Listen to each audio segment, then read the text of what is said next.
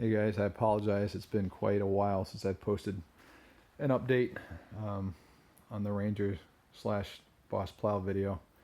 Our family expanded by 2 not that long ago, so my spare time was lost very quickly.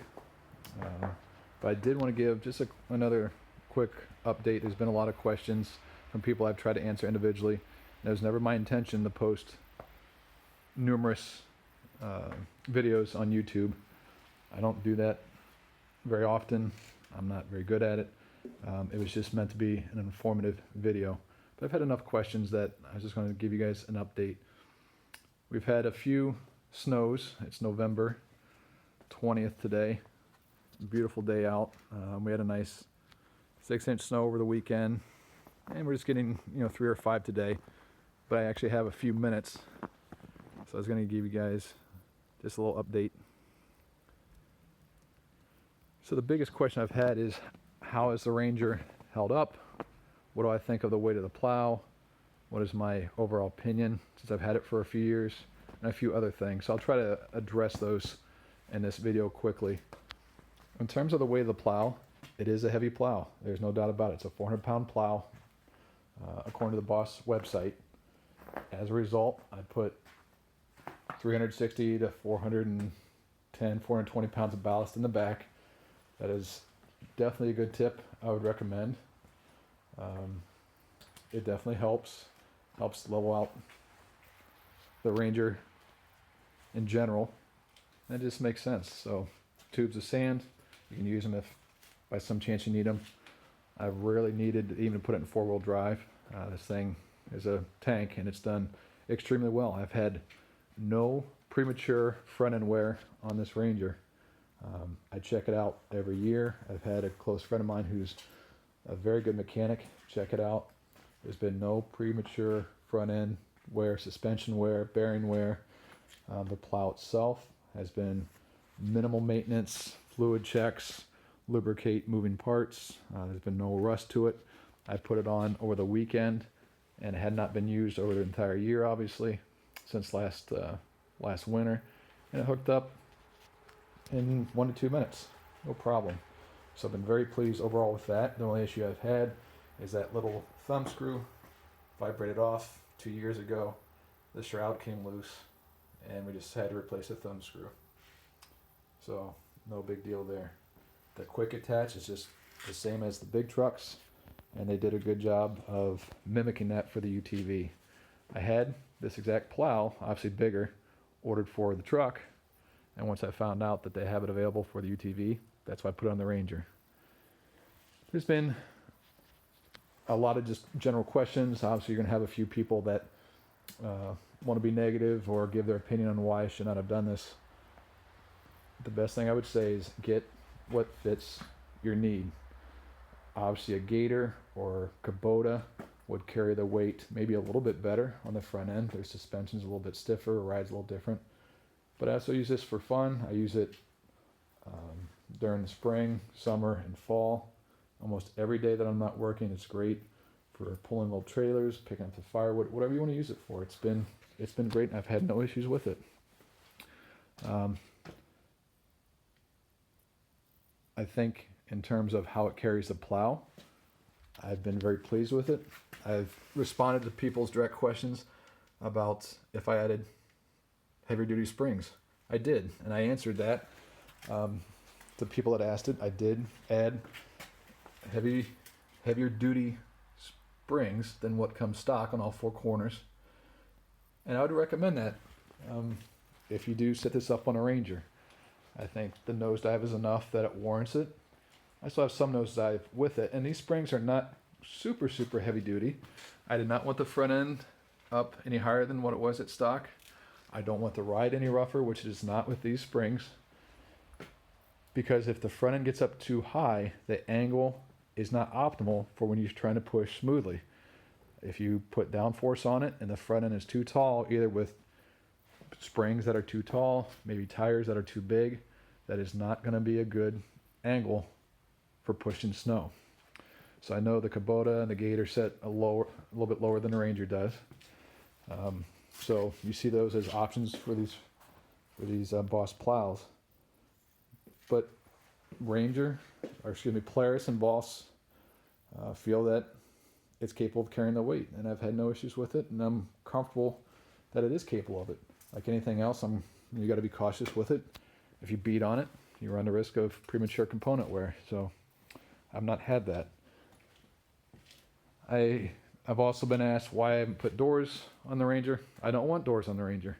I put a heater in it because I want to defrost the windshield, but I don't want to spend, the insane price they want for the doors. I don't want it. I don't want to have them on.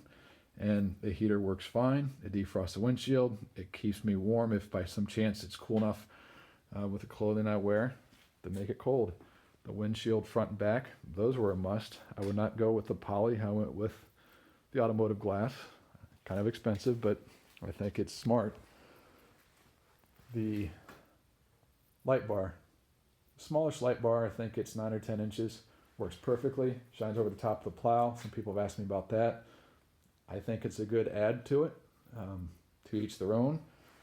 The lights that come with it, stock, do a very good job. But as you know, they shine in the back of the plow when it's raised. So I thought that was a good addition. And I did put it below the roof line so it doesn't get ripped off going through the woods. So I do use this to haul firewood and pull out trees and that have been cut down. I did buy a Mahindra tractor a few years ago, which is great for the property, and also I use if the snow gets really deep and I need to move it after some pushing, because the driveway, it's long but it's tight. There's 600 feet of driveway that's paved, another 1,000 feet that's unpaved up top towards the playhouse that I built for the kiddos, and another 1,000 towards the barn that I built down towards the shooting range. So I'm going to show you a couple of the buildings that I built. We'll do a quick little push with the Ranger.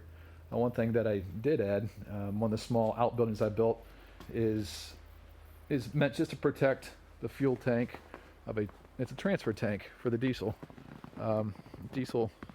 transfer tank there in the back there. And another good thing about this, and most UTVs, is all the auxiliary options they have for power. I ran a little whip off one of the auxiliary power tabs here, and this is the end of it. I plugged that into the other end that I poked through the side of that small outbuilding, and it powers the pump for the transfer tank. So I use it for the tractor and for the truck, and this has been a great option for it. So for me, I guess the best advice, and if somebody, and there's been a few that asked, why did I spend this for, I could buy a beater truck. I bought it because it was the best option for what I needed and wanted. I never bought this just to push snow. It was something I learned about afterwards. I bought it for use around the property, and it happened to have the option for the bigger plow. So that's what I put on it. You don't like it, you can try something else, Kubota, Gator, whatever. I would just say that make sure it's rated for it. You may or may not want heavier duty springs. Ballast in the back. Inflate your tires. There's no reason to add additional stress to the power steering on top of the heavy plow if you don't have to in the off season, other than winter. I usually run 6 or 8 pounds PSI, somewhere around there, and then once I put the plow on, I increase it to 15 or so, and it does help. It's just a little less stress, a little harder, a little bit easier for the power steering to turn the tires when you have that weight on any dry pavement. If you're on the snow, it's not a big deal, but I think it makes sense. And always, always, always push them low. That was the other question. Have I had any issues with belt slippage, belt burning, premature wear in the belt? The answer is no. If you push in high, I'm sure you will. Put it in low every single time you're pushing with the plow on. I have not had an issue. I pulled the housing off. I looked at it. I had my buddy look at it this year with me. We see no really wear of the belt, and I've had no slipping or burning. So the heavier snow, you got to push a little slower, a little smaller bite, but that goes for most things, unless you're running just a mammoth plow. But common sense always applies. So I like it. I've been pleased with both the Boss and the Ranger, and I think it's a perfect option for what I wanted. So I'm just going to go down the lane here, show the few buildings I built before the twins came. Obviously, all that came to a halt. And if you have any questions, let me know. I do apologize for the noise you're going to hear. I'm not a professional, like I said. This is the camera I had available to me. And I'm just going to take a view from the cab here in a minute and push just a little bit of snow as we head down the path. So, hope you guys enjoyed it. Thanks for your questions, and I hope it helps if you're looking into buying one of these. Thanks.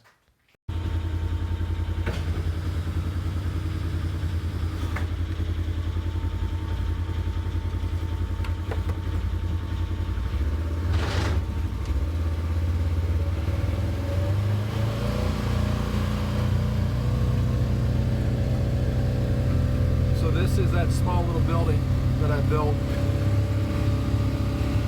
just for the transfer tank.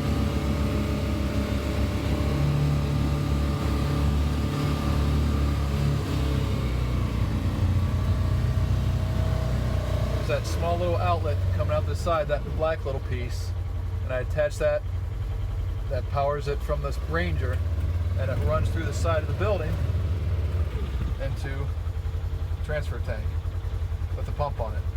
And it's been great. So I'm going to show you the little lane that I tried to clear. I kind of had to stop, and then a little bit of clearing I did for the barn that I built for the tractor and the tractor itself. It's going to get a little bumpy here at the camera. Like I said, I apologize, but I'll try to do this quickly.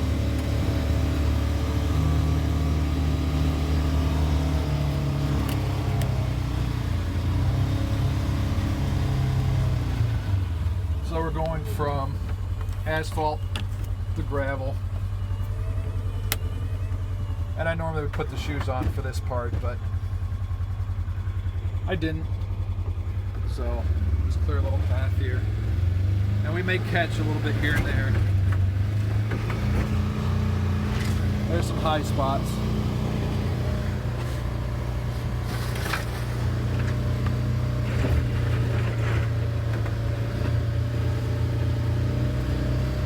This spot I cleared that goes into the woods, and I built a playhouse for the kids. Obviously the little ones are a little too small for it, but the toddler loves it. So I trimmed up these trees not long ago, and obviously the weight of this snow. By the way, I did install the windshield wiper, which was a very, very smart idea. Right now I just have it in a V mode. I'm not trying to make it pretty. I'll do that when I finish recording. I may or may not put the shoes on just because it's bumpy enough back here that it's probably a smart idea. There are a few logs right there, so the plow's going up. I forgot to clear those off. And here's a little playhouse I built for the little ones. So that turned out really well, and they love it. But and it's the same thing down there for the barn. All rough sawn wood that I used, fully insulated. Hauled it all back here. Took me a little while, but it was a fun project. So all I did was turn around. I'm trying to hold the camera and run the plow. So I hit the pause button. And I'm not trying to get deep here.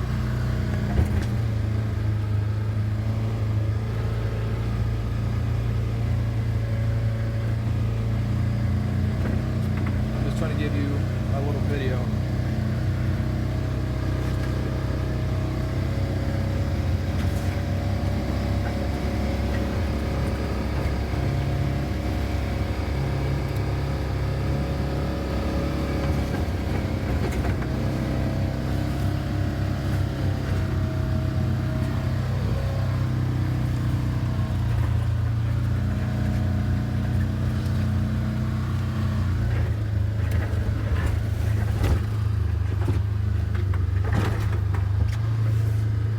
few rocks there. The trip edge on this has been great.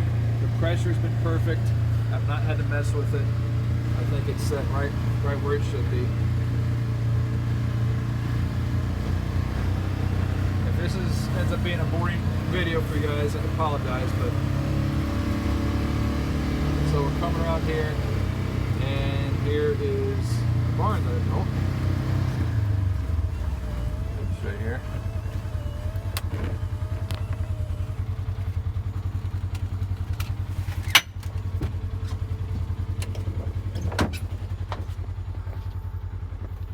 So it's basically what they call a loafing barn, enclosed on 3 sides, slanted roof, a little overhang there, 4 bays.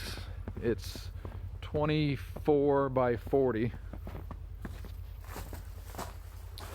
And then this is the tractor that I bought a few years ago, same year as the Ranger. So it's a Mahindra 5545, 45 horsepower, non-turbo. The 5555 was the next step up, 55 horsepower. Would have a turbo on it, but I felt that, you know, one less thing to go wrong with it. That has been great. I use it again quite frequently. Some attachments for it: grapple bucket, bush hog, box blade, pallet forks. It has a great loader on it. Does everything well, nothing great, but again, it was the best option for my needs, so that's been perfect. So I'm gonna head back up to the house. We'll do a quick push on the asphalt, and then that'll be it. So thanks for checking out the video. Hope this helps. Thanks. So we're up here back on the driveway. Just a quick little push or two, and then we'll call it quits.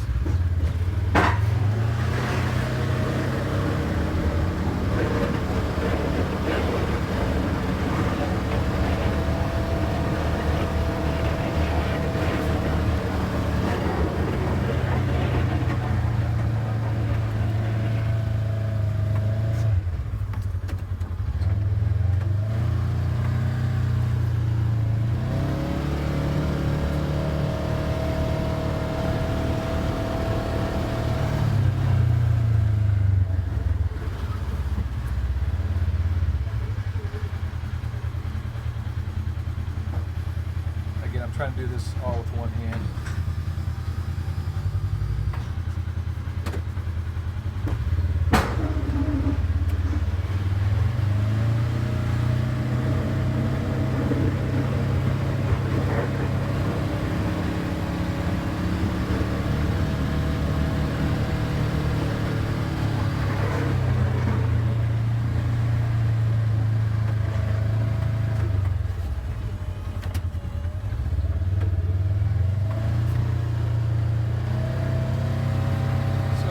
Pushes pretty much will take up the entire width of the driveway. For a small snow like this, for a bigger snow it would be a little different, but not by much. So hope you guys enjoyed it. Ask questions if there's anything else I haven't addressed, and good luck.